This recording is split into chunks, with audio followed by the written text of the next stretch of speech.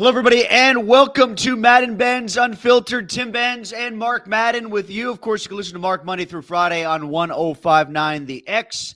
We are brought to you by Rush to Crush Cancer. More than a bike ride, it's a mission. Join us May 19th for the Rush to Crush Cancer bike ride. To register, go to rushtocrushcancer.org and help us in the fight against cancer. Join the ride. All right, Mark, the analytics community is rushing to the defense of Dan Campbell. Should they? I would have kicked the field goals, but he did it the same way he did it all year. I don't know if that's to be faulted. And in a situation like this, Tim, whatever works is right, whatever fails is wrong.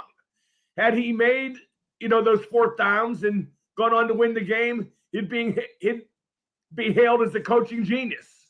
So I'm not sure I can criticize or affirm. It just didn't work.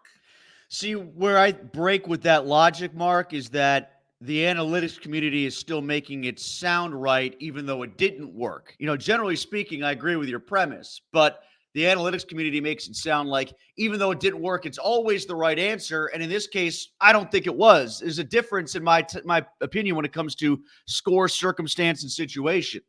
No doubt about that. That's the problem I have too. I would have kicked the field goal in the fourth quarter to tie it because you're kicking a field goal to tie the NFC Championship game with a trip to the Super Bowl at stake. You're not coaching week 6 against whoever. It's the NFC Championship game. And if you tie it right then and there, you're almost in the Super Bowl, and you've undone some of what San Francisco did in the third and fourth quarters, coming from way behind to take a lead. Unless you have a blocked kick, largely, though, you're just worried about snapper, holder, kicker to get a 48-yard field goal in good conditions in San Francisco through the uprights. When you're looking to pick up a fourth down conversion, 11 guys have to do their one job correctly on the play. You're bringing in a lot of other factors because what I'm seeing from a lot of the analytics defenders is, well, the plays worked, they just weren't executed well. Well, that's the point. It's hard to do. It's hard to throw and catch a football in the National Football League or else every score will be 50-49. Yeah, field goals, I think, are a bit dicier than you're making out, too, especially one from 48 yards in a pressure situation like that. But I'd have kicked the field goal. I am not outraged. I don't want to fire the guy. He did a great job. Right. The only disclaimer I will put on why I would have kicked the field goal, they might never get that chance again. In fact, they probably won't ever get that chance again. I don't see the Lions as this team that's on the rise, that's, going to be established now among the heavy hitters in the NFC. I think they caught lightning in a beer bottle, and this was their one shot. I tend to be of that opinion, too, insofar as, and I made this point on the DV morning show today, it's sort of like you see teams make incremental improvement, right? So they got on the map, and they looked like a franchise that wasn't a joke last year. And then they took the next step, which was to get in the playoffs and win their division, which was nice. But they were this close to taking 2 steps at once and getting all the way to the Super Bowl.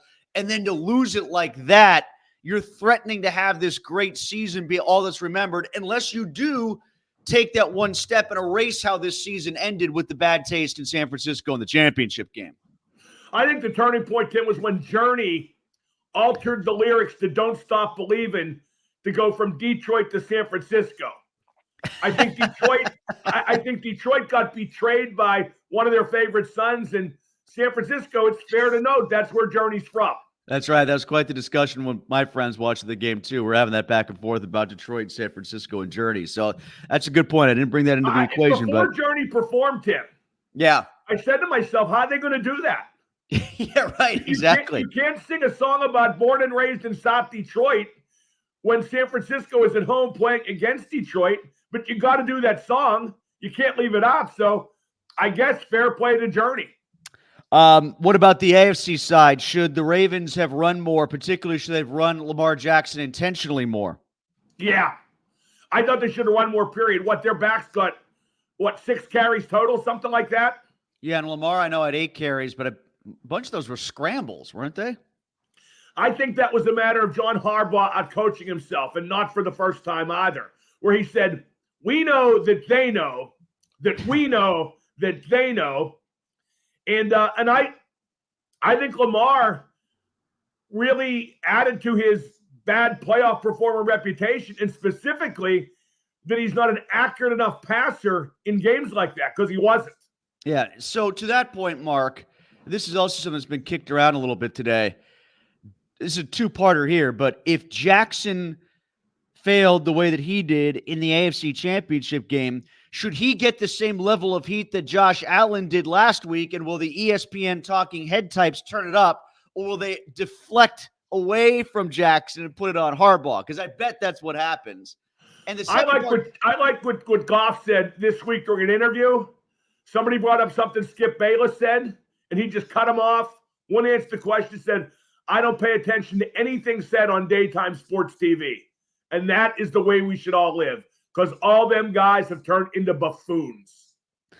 And like you said, Tim, contradictory. You're right. Yes. I mean, one person can fail in exactly the same way as the other. I'll broaden it a little bit, okay? Let's say Frisco loses next week. Brock Purdy in 2 weeks, the Super Bowl. Brock Purdy will be the GOAT. Oh, right, yeah. And by that, I mean not greatest of all time. I mean the guy they blame. Because no matter what Brock Purdy does, it's never good enough. Now, conversely, look at our coach here in Pittsburgh, Mike Tomlin. Whatever he does, he's a great coach. They take their preordained agendas and just grind them no matter what actually happens.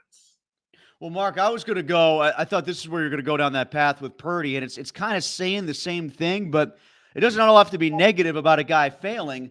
You can see that disconnect. You can see that contradiction that you alluded to in the lack of willingness to give Purdy praise for anything. It's sort of like, we throw all this blame on any quarterback that loses, but it's contradictory in the sense that nobody ever wants to give Purdy that type of elite credit whenever he does anything. So it's all about the quarterback losing. Half, Tim. Huh? He was great in the second half. He got Lamar. He did more with his legs yesterday than Lamar did. Amazingly, yes, that's exactly what happened, but it doesn't go two ways. It doesn't go two ways. Like, we'll blame the quarterbacks for everything, but when a guy like Purdy, who's not expected to be great, is great, we'll find reasons besides giving that quarterback credit. One thing that needs to be said about those daytime TV shows, instead of analyzing who's better, who's best, they're all just terrible. They're just absolutely terrible. The one exception to me being Colin Cowherd, who's very good. Clickbait without the clicks. I mean, it's clickbait on television, which is they just give you the easiest common denominator. You know what's really sad? Skip Bayless was a great writer, like just a great football writer. Mike Greenberg with Mike Golick was this very well-spoken guy who just got the proper take on sports all the time. And now they're both clowns.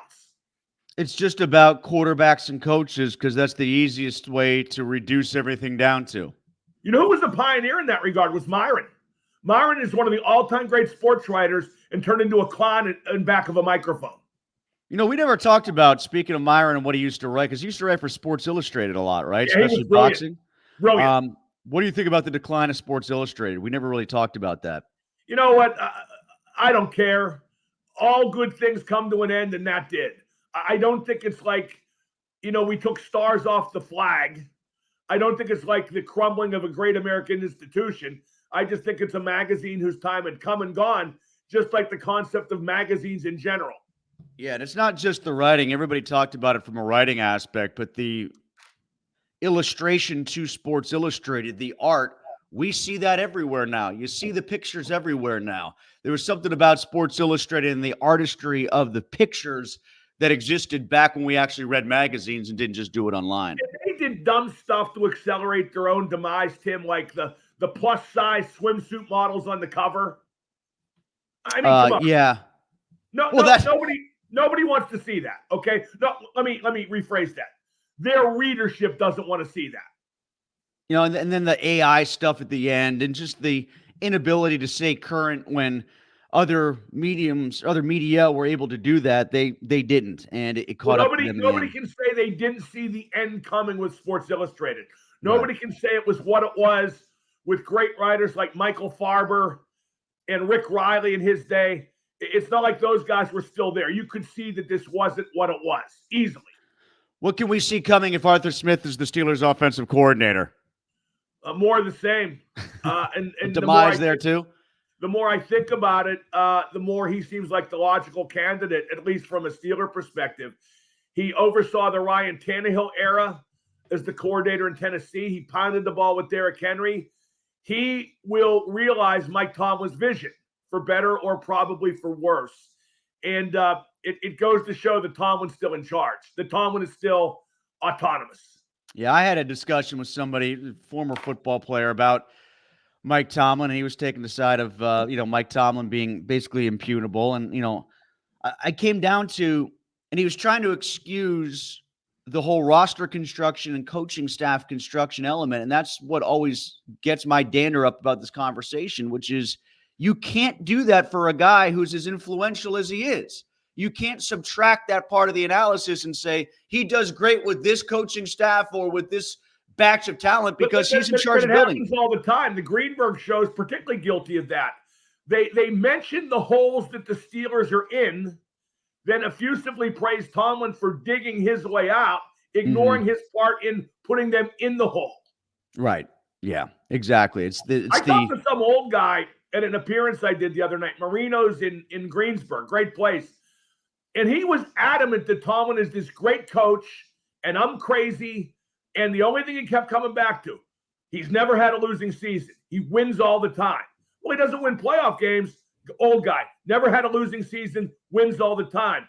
But has no playoff wins in 7 years. Never had a losing season, wins all the time. And that's just indicative of the absolutism that we've attached ourselves to, not only in sports, but especially in politics, where we just believe one thing, one side, one person, and nothing can sway us from that. So, Mark, anytime I get never had a losing season now, I just play this game. I say, okay, never had a losing season. 3 of those seasons were 12, 13, and 20. They were all 8-8 seasons. So let's subtract one win from 12, 13, and 20. That's not going to blur anybody's opinion of him as a coach based on regular season record or accomplishment whatsoever, because they were non-playoff seasons. It didn't affect their playoff standing whatsoever. Take away 3 wins. All of a sudden, does it matter more now because those were 3 7-9 seasons instead of 3 8-8 seasons? I just had the old guy thrown out. He was starting to get on my nerves. But no, and I get that when I compare Cowher to Tomlin, okay? Because Cowher clearly had a better coaching career. I mean, so obviously it's mind-boggling, especially given the resources he had to work with at quarterback, where he made 6 AFC championship games with 3 different quarterbacks. And I get told, well, he lost 4 AFC championship games at home. Okay, but he got there. He got there. Would it make Mike Tomlin a lesser coach if he had gotten to 4 more AFC championship games, no matter what the result was? No, it would have made him a better coach. But we we believe what we believe at the exclusion of fact, at the ready exclusion of fact. Cowher said something. He was on a podcast, I guess through TNT, with Ernie Johnson and Charles Barkley. And they were asking him about losing AFC championship games since this just happened. And he was 100% behind the theory that losing the AFC championship was 10 times worse than losing the Super Bowl. Like, do you think today the Ravens and Lions are going to hurt worse than the Niners will if they lose next week to the Chiefs? I think they'll hurt worse than the Chiefs will if they lose to the Niners. Yeah, the Chiefs have already won a couple Super Bowls. I think to me, it's kind of score and circumstance. It's the circumstance of how it happened. In Cowher's case, they should have and could have won at least 3 of those 4 AFC championship games that they lost at home. Whereas, like, they go to Dallas or play Dallas in Arizona, and they put up a great fight and nearly pull off an upset against a huge favorite. That is largely why he probably feels that way. There's a difference of circumstance there. It was such a different era of football then, Tim. Everybody cites the loss at 3 Rivers to San Diego when the Steelers were, I think, 13.5-point favorites. Yeah. That was, I want to say, the 1994 AFC Championship game. You know who the quarterbacks were in that game, Tim? Neil O'Donnell and Stan Humphries. Yes. I mean, when those guys, the quarterbacks, I like to think any friggin' thing could happen. Yeah, looking back on it especially. Then O'Donnell actually was pretty good the next year until he wasn't in the Super Bowl against the Cowboys. But back to Arthur Smith, Mark, and where the ceiling is. And this is like, it's so Steelers to make this hire, because if that were to come to pass, it would be so Steelers to make this hire, because the ceiling is Ryan Tannehill. Like they're trying to turn Kenny Pickett into Ryan Tannehill. Oh my God! That said, I'd be grateful if Kenny Pickett became Ryan Tannehill, because I don't think the potential's there for even that. Because they're going to look at Ryan Tannehill and see 15 interceptions total over 2 years, which is a low number, and say that's great. And they'll see Derrick Henry's rushing totals, and maybe Najee doesn't quite get there, but with Jalen Warren, we can come pretty close to those rushing totals. And yeah, we'll score 28 and 30 points again, just like the Titans did under Arthur Smith. But they don't have the run game to do that right now. That's the missing element. What it also is, Tim, assuming they hire Arthur Smith, and that's the way I'm betting, aren't you? I'm leaning that way now with him and maybe like Gerard Johnson as the offensive coordinator, like sprinkle in a passing game coordinator. Why would he come here to do that, Jared Johnson? Well, whichever, somebody like that. He ain't going to do that. A quarterback coach at a team that has a decent quarterback, somebody. Why would a quarterbacks coach at a team that has a decent quarterback come here for a slight promotion to work with a lesser talent, when a guy like Jared Johnson, Kubiak, Zach Robinson already got a job? They can get better jobs if they just wait to work with better quarterbacks. Well, yeah, Zach Robinson actually, I don't even know if he's working with a better quarterback, but he still went somewhere else. He'll end up with a better quarterback. They'll sign somebody. Or draft maybe. But to get back to my original point, you heard all this stuff about Zach Robinson and Jared Johnson and the Kubiak guy in San Francisco. It was all this blah, blah, blah, modernized, young, promising, and they're going back to the same old kind of tired coordinator. TSN, Mark, Brian Hayes says Sidney Crosby should follow in the footsteps of Tom Brady and go somewhere else. And he says he should make it happen, or Kyle Dubas should make it happen on his behalf. What do you think of that? Because I don't think Sidney Crosby has to follow in anybody's footsteps, least of which he shouldn't have to do so to give TSN something to talk about.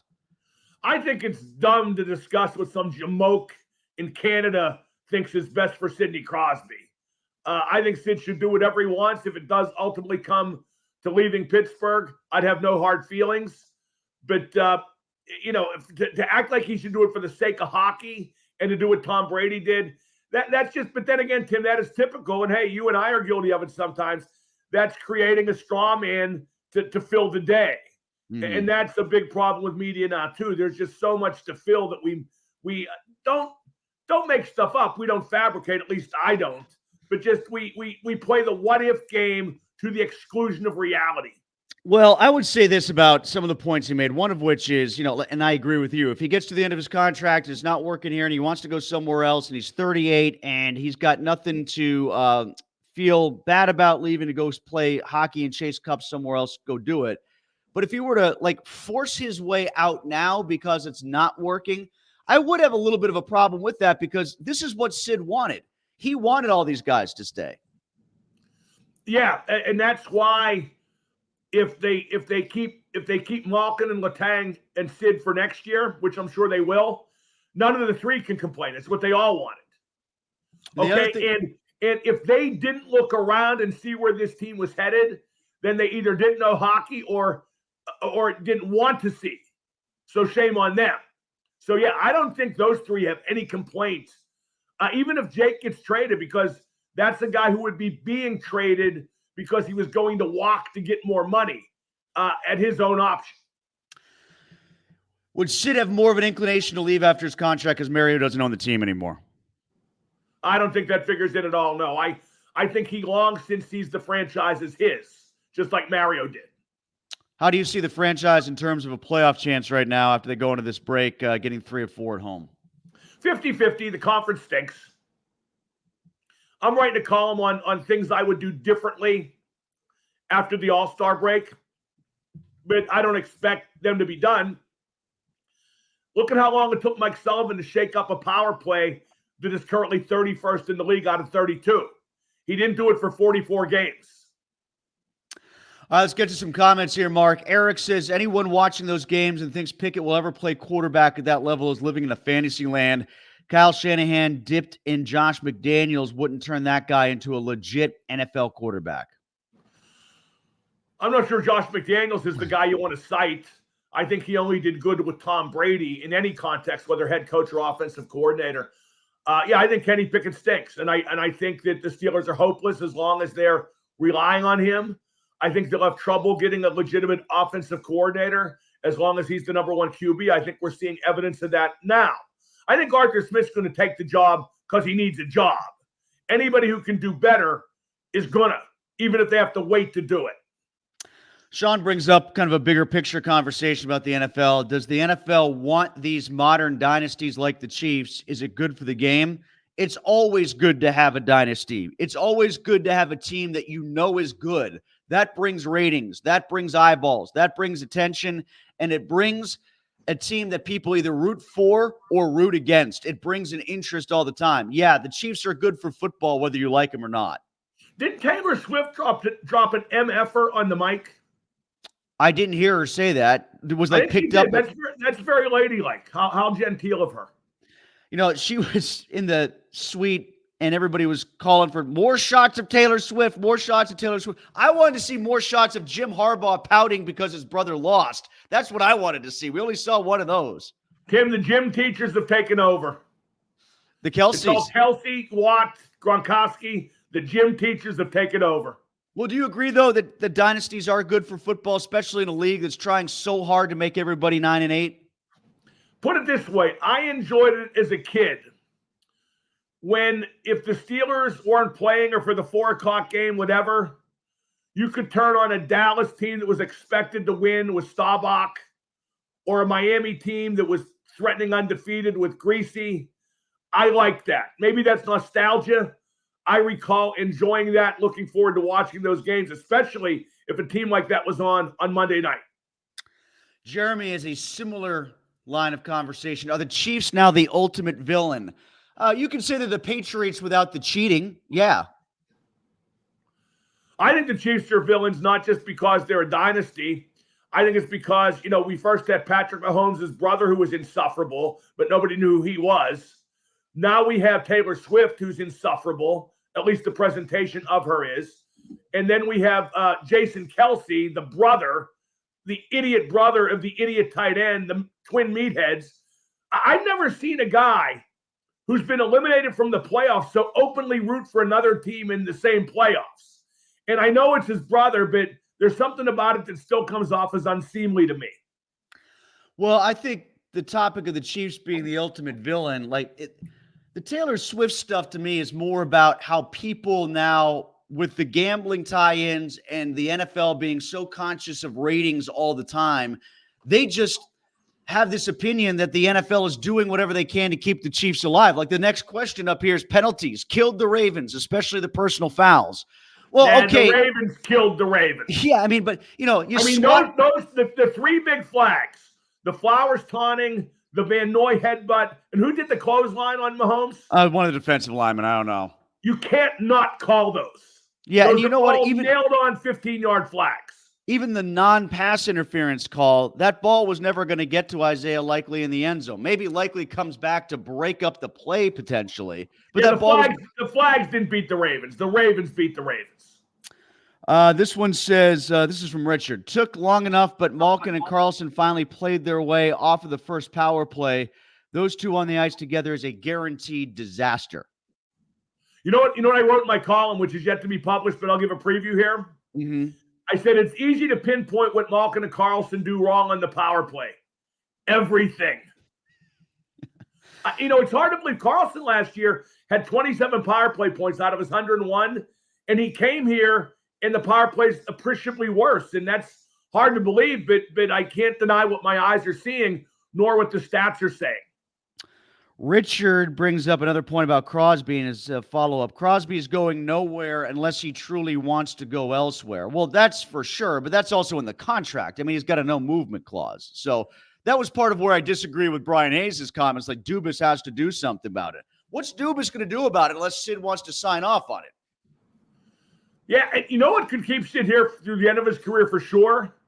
If they would somehow make the playoffs and win a series. That would bait the hook for a couple more years. Gary says, is it a coincidence that the Penguins have only won the cup with coaches who have been there less than 2 years? I guess is what he's saying. Yes, it is coincidence.